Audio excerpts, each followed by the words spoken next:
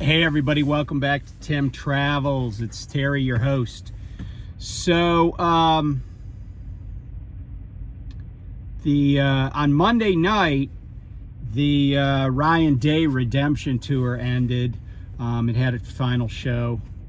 If you don't know what I'm referring to, it's like Ohio State head football coach Ryan Day got crapped on, and probably rightly so, for losing to Michigan, an unranked Michigan team. But then again, number 14, I think they were 14 at the time, Alabama lost to an unranked Michigan team in their bowl game. So Michigan finished the year strong. Ohio State kind of slinked into the college football playoff. But I was talking to a friend last night about football and about college football, and he said, I said that I kind of felt like Ohio State was, had pretty good shot once they got in that college football playoff because of how Penn State played against Oregon in the Big Ten championship game. And stick with me for just a second here. But I don't think Penn State is a well-coached team. I think they have really good players. They have a lot of really good players. But I think that the difference between winning and losing a lot of times when you have really top-tier competition is just little tiny things, one decision here or there. And, they just hung around with Oregon. And I was like, I don't think Oregon's as strong as people think they are. And remember, Oregon beat Ohio State in Eugene early in the season, but they did it with a little bit of, shall I say, competitive edge when it comes to the rules. But it's now a rule that has been changed so that what Ohio State was able to do is no longer a thing. So, and man, when Ohio State got in the playoff, man, they took no prisoners. I mean, they had a close game with Texas, but yeah, man, they didn't really mess around. They won 4 games in a row after that Michigan defeat. So good for them. Bravo Zulu. If Iowa doesn't win, I always like a Big Ten team to win. And I think, too, that the veneer is off the SEC. The SEC did not fare well. Although, I will say this, Missouri beat Iowa in their bowl game. So, shame on Iowa. But overall, the SEC did not fare well during bowl season in the CFP. So, but because of the setup, Ohio State would have been, under the old system, would not have even gotten in because they didn't even play in their conference championship, let alone win their conference championship. So they would have been on the outs.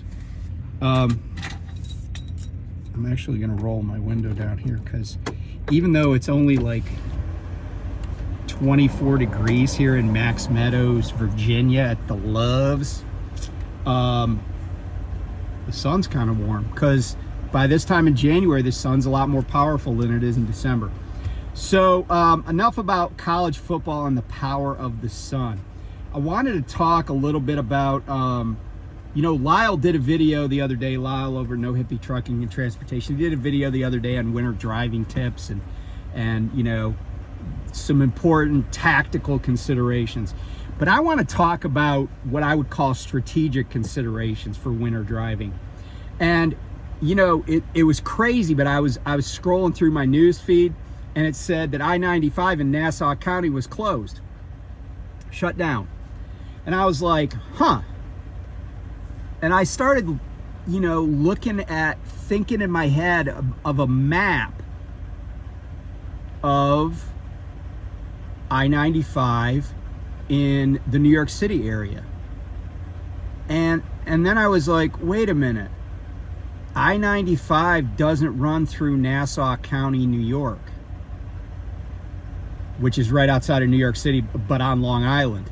And then I was like, then I looked at it again. I realized they're talking about Nassau County, Florida, which is actually the first county that you come into when you enter Florida on I-95 from Georgia. That's Nassau County. Then when you get a little bit farther south, you get in Duval County, which is Jacksonville. But they had I-95 in Florida closed because of winter weather. And, you know, I saw like huge piles of snow in, wait for it, New Orleans, you know? And I kind of thought back to what I went through last year around this time in Pine Bluff, Arkansas. So I had a load that was going to deliver at Tyson in Pine Bluff. It was a drop and hook, and I could get it there basically, I think I had until, I could get it there anytime on Sunday, like midnight to 11:59. But I was like, no, I know there's a winter storm coming, so I'm going to run this load, get it empty, and try to get south of here, because there was winter weather coming across like Oklahoma, Arkansas, into the West Tennessee, North Mississippi, North Alabama. I was like, man, if I could just get out of here and get down to like Florida or, you know, like the Gulf Coast, that I can get away from the storm, or maybe go down towards Texas or whatever, Louisiana. But what ended up happening is they didn't have any empties, because guess what? The people that worked, Tyson had already shut the place down. So I was able to drop the trailer, but there were no empties. So I had no choice really, because now I'm bobtail. I have no load, I have no trailer. I just went over to Love's. I got there about 5 o'clock in the morning, and then I was like, I'm gonna be here for a while, like days. And what ended up happening is about noon, the winter weather started coming in, and got ice, sleet, all that crap, and then it got really cold. And so I ended up being there until Wednesday, and on Wednesday I was like, okay, I'm available, because I walked from my truck out to the Love's there in Pine Bluff is at a crossroads of a couple of, like maybe a US highway and a state highway. I walked out there to the crossroads, and kind of like Robert Johnson. And I walked out to the crossroads and, you know, like walked on the road when there was no traffic coming, just to see what the surface of the road was like. And I was like, okay, I think, you know, the 3 salt trucks in Arkansas have come by once each, and so I'm comfortable. I could at least get on the road. And it turned out that I got a load picking up at that same Tyson's, which was cool, except it was supposed to pick up on that Wednesday and it wasn't ready. I ended up staying an extra day, so I didn't get out of there till Thursday. But on that Friday when I got paid, I still netted out about $600. And guess what? I didn't put my truck in the ditch. I was at a place that I could get a shower, get food. You know, it was the best scenario. But the reason I talk about strategy is this.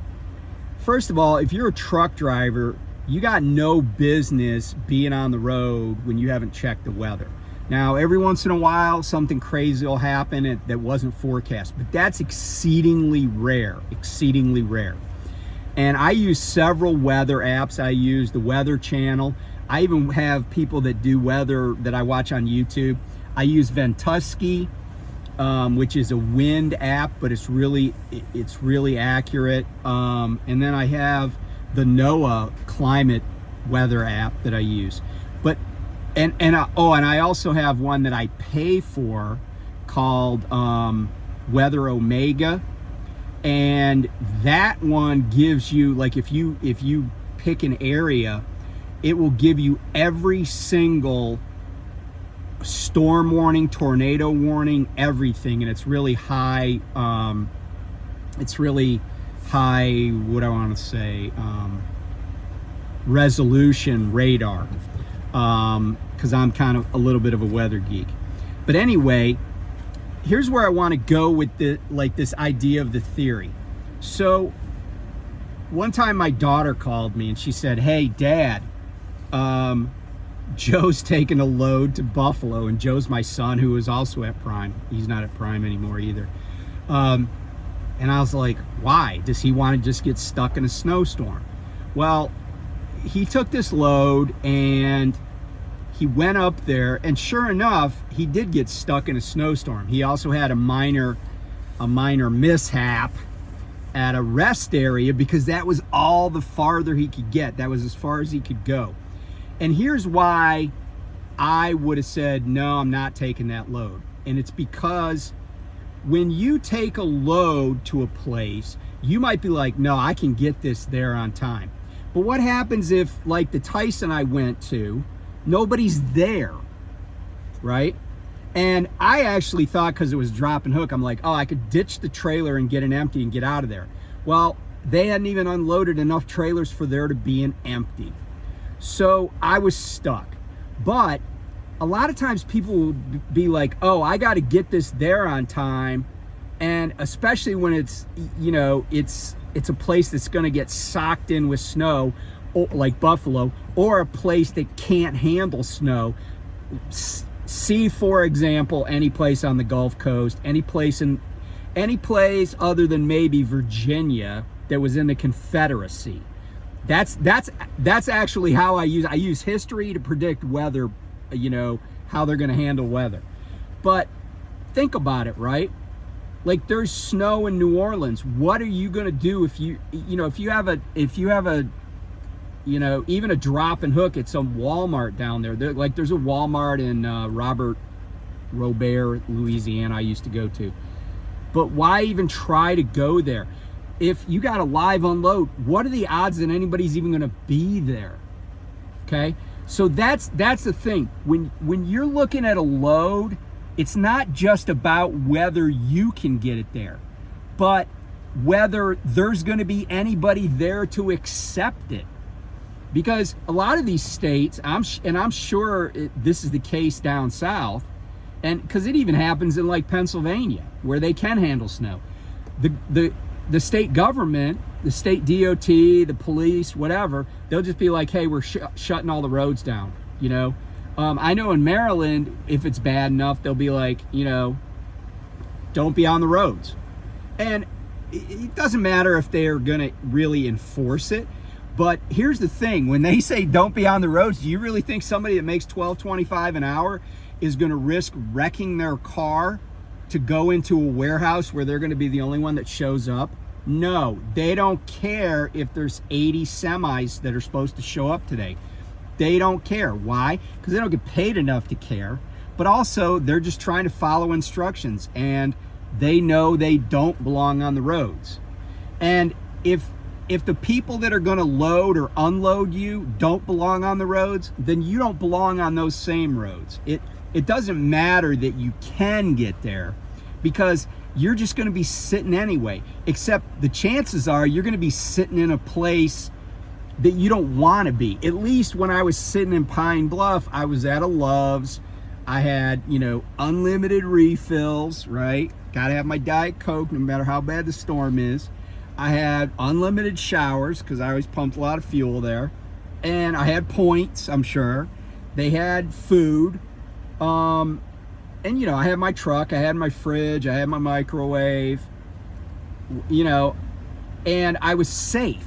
I was bobtail backed into a parking spot right next to the building. I was safe. I didn't have to worry about anybody hitting me at a rest area. I didn't have to worry about, you know, being in a place I didn't want to be. A place that ran out of toilet paper or whatever. So think about that. That's kind of the theory to me, or the strategy of winter weather. You know, I've said this before. I think it was Yogi Berra that used to say, what, you know, somebody said, what, you know, what's the secret to being a successful batter? And I think he was the one, I might be misquoting, but I think he was the one that said, he said, hit it where they ain't. And that's kind of my theory on driving in the wintertime. Now, don't get me wrong, I have a much more set set of routes that I go on in the job that I have now. But I'm also only a day from home. Like, if I thought there was going to be a big ass blizzard here in the Shenandoah, or actually I'm in the New River Valley if you're keeping score at home, but if I thought there was going to be a blizzard along 81, I would have just, like if I thought there was a blizzard coming tonight, for example, I would have dropped the load I had in Winchester this morning and gone home. I mean, yeah, I might only have, I might have only run 1,000 miles for the week, but I'll be at home, right? So that my calculus is different. But if I was still running coast to coast and I'm like, go where there's not bad weather. And, every once in a while, there's crazy weather everywhere.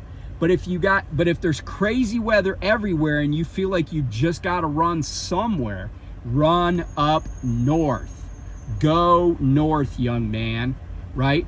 Go to PA, go to New York, go to Michigan, go to Wisconsin, go to places where every single person has a salt dispenser on the back of their vehicle, where 5 out of 6 vehicles have a plow on the front.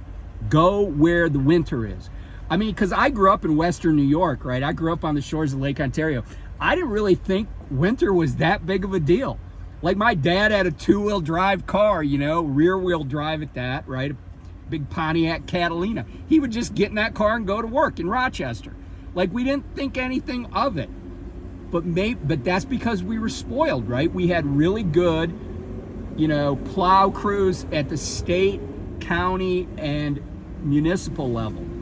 Like, everything got taken care of. And by this time of year, maybe a little bit later, there would be mountains of snow in every parking lot, every place there was space, mountains of snow, like 50 feet high snow piles. But I didn't think much, like, I can't ever remember wanting to go somewhere, like, especially once I was a teenager, and somebody going, oh no, the weather's going to be bad. Maybe somebody did, but it was pretty rare. I mean, it was like the conditions we went to school under, like, no one would dream of doing that today, especially not in the Great White North. So anyway, I just share that with you. Empower yourself, right? Because here's the other thing that you got to think about. And I'll just use Prime as an example, because I've seen a few Prime trucks pulling in and out of here just in the last few minutes. When I was at Prime, one time I pulled over on the side of the road in Nebraska, and it was in the spring. There was no snow on the ground, but I got off the edge of the pavement, and I had to get winched out because it was so muddy. And here's the thing, that cost me about $600 for a guy to come winch me out. It didn't hurt the truck. It wasn't, maybe I had to wait 2 hours for this dude to come with a wrecker and just put the cable on me and give me a little pull. But think about if you just, not even if you wreck the truck, you just slide off the road, right? You slide off the road down a gentle embankment, the truck doesn't tip over, the cargo's not damaged. That's going to cost, if you're a lease person, that you just spent like $4,000 because, they're going to take your deductibles for the trailer and the truck, because something will get broken. I mean, I won't say that it won't get broken. And then the cost of the wrecker and the downtime, and, just think about it. When you're at home for a week, enjoying yourself, that's all you're going to go in the hole. And probably even less than that, because if you're not running, like, the most you might be in the hole is a couple grand. And it's, think about that before you say, oh, I'm going to run this load because it pays well. Because, you don't get paid for a load you don't deliver, right? You do get paid. You do get paid up to the point you wreck. But don't be that person. Don't be out there trying to prove anything. I've already seen a couple of videos of people this winter, and I'm like, what do you got in that trailer that's so freaking important that you're willing to risk your life for it? I've never had anything. And I've driven in some sketchy weather. Don't get me wrong. I certainly have driven in a lot of sketchy weather. But I never have been like, oh, no matter what, no matter how bad it gets, I'm going to keep going. No. So let this, take it from me. I've been around 62 years. I grew up in a place where it snowed like 140 inches a year. I've been around this my whole life. And you do not, and especially if you're not from an area where you grew up driving in the snow. That's the scary thing about trucking, is trucking companies will give the keys to a semi to somebody who's never even driven a car in snow. And, God bless you, but I have a high degree of confidence that, and this is kind of how I've always operated. If I think I'm gonna, I just have always gone under the assumption that if I start to lose it in a semi, I'm not getting it back. Now, I've seen guys fishtail. I remember when I was training my friend Paul, and we were out in West Tennessee, out by Dyersburg,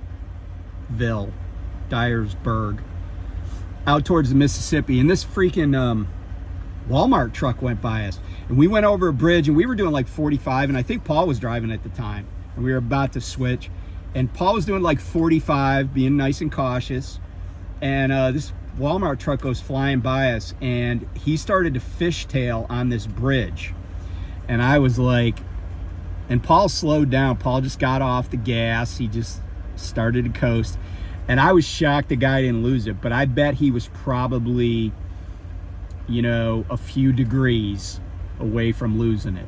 And if you're not a lease driver, you're just a company driver, and you wreck in the snow, you're probably gonna get fired.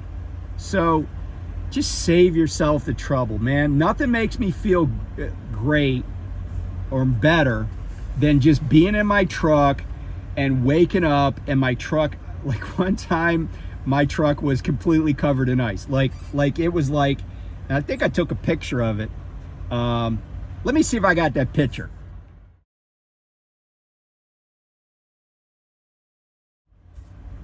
All right, maybe I put it up, maybe I didn't.